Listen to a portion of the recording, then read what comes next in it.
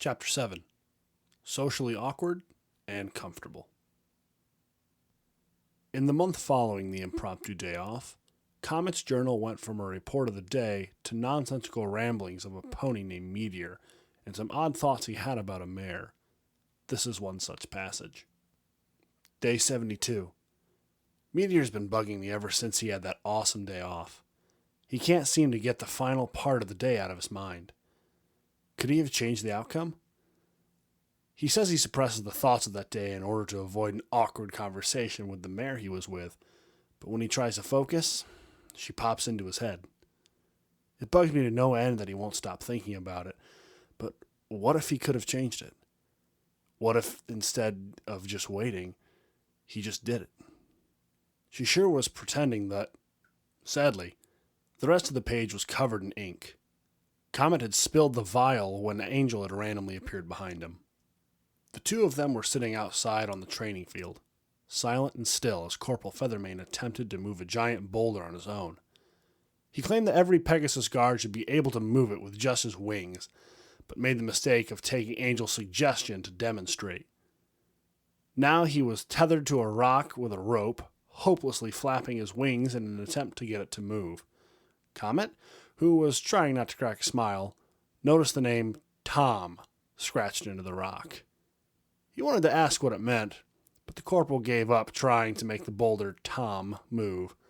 Panting heavily, he untethered himself and trotted weakly over to the duo.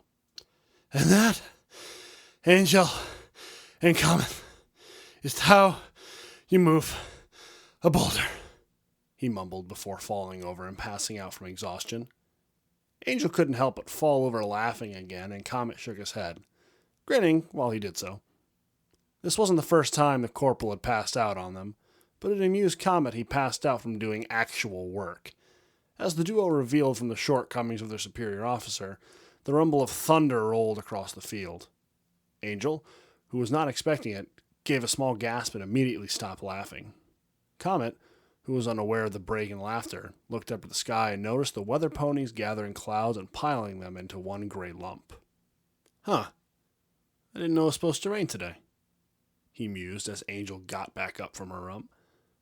She eyed the growing storm like it was a dangerous animal, but Comet paid no attention.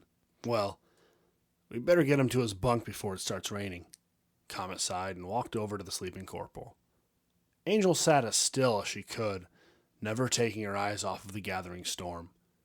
Comet tried to lift the unconscious pony onto his back, but the added weight from his armor made it difficult, even with his strength and conditioning.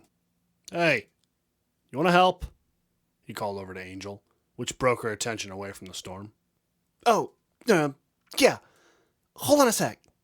She shakingly got out before getting up to help Comet.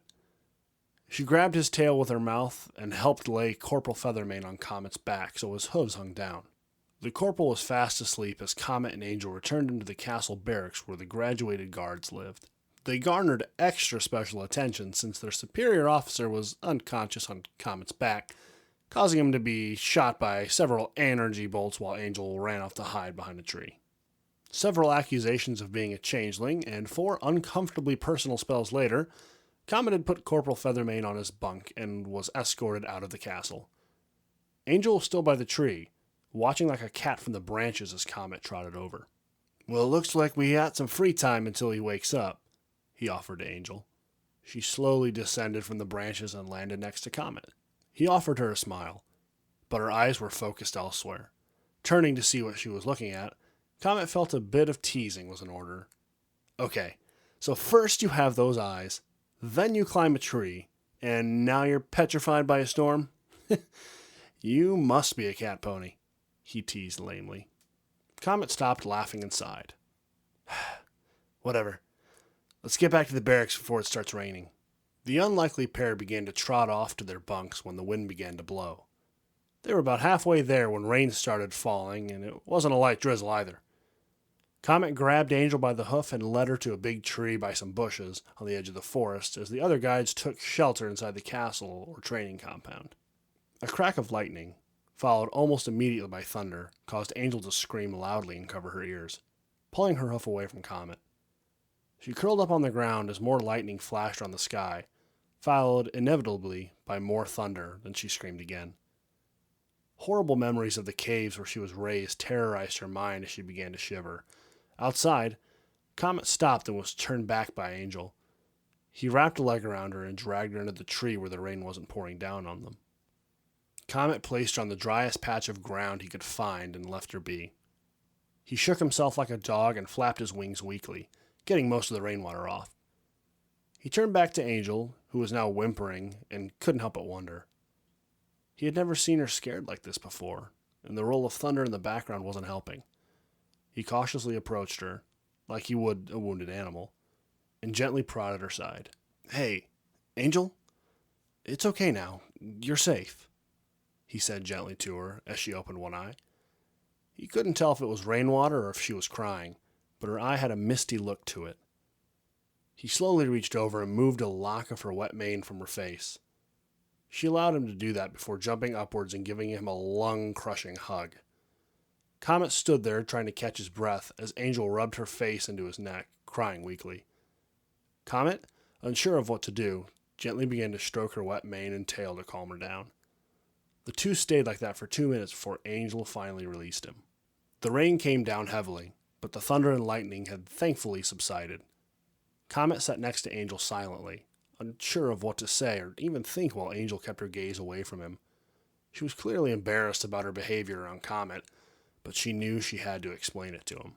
You know, Comet, I've never told anyone this, but I'm scared of lightning, she weakly got out. "You don't say," Comet rebutted, smacking himself mentally after. Angel sighed deeply and continued. Back where I come from, bat ponies live in caves. My ancestors dug them out a long time ago, so generations of bat ponies have lived there. The design of the caves were flawed, though. They would make thunder echo through the caves and sometimes flood. I nearly drowned when the caves last flooded. My parents were trying to leave, and I was just a filly who couldn't fly yet. My father carried me, but the water made me slip from his grip. I was swept to the lowest part of the caves where thunder continuously echoed and the water level rose. I screamed for help for 20 minutes, and no pony heard me. She began to tear up again, and Comet instinctively tried to comfort her. He reached his hoof out over and rubbed it between her mane and her wings. She sniffed a couple times, but then continued. I thought I was going to die. I wasn't able to swim very well, so I was sinking slowly into the water. My dad came back for me, though, and saved me. But now, when I hear thunder, all I can think about is that day. Comet simply looked at the quivering bat pony mare, who was the cause of his annoyance, and for once, couldn't think of anything mean about her.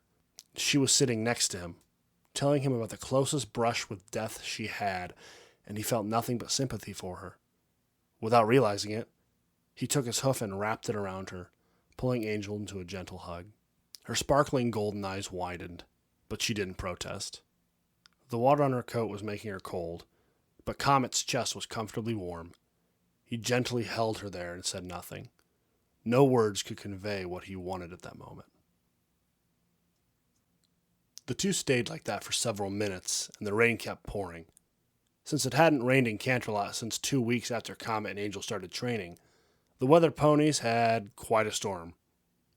Comet eventually released Angel and looked into her eyes, something that was so surprisingly easy to do.